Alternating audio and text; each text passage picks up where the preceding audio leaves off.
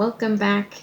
Today we're going to be making healthy chia seed pudding because I have a huge bag of chia seeds. So let's get started.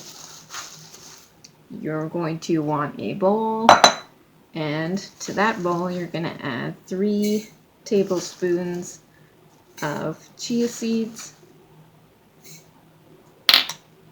Next is 1 tablespoon of maple syrup or a sweetener of your choice.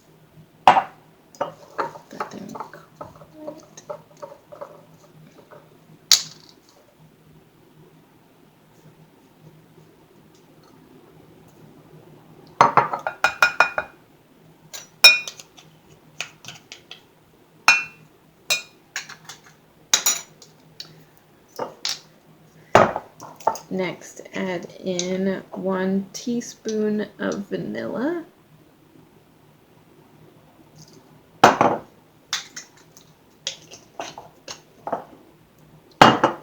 And then 3/4 of a cup of milk of your choice. Could be almond milk, could be coconut milk. I'm just using regular milk.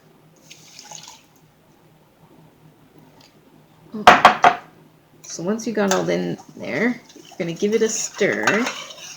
Make sure everything is mixed in.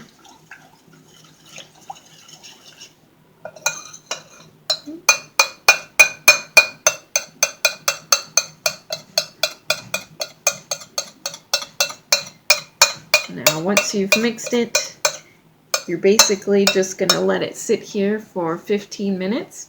After that, you're going to come back, give it a stir. If it's pretty thick, then you can add a little bit more of the same milk choice that you use just to loosen it up.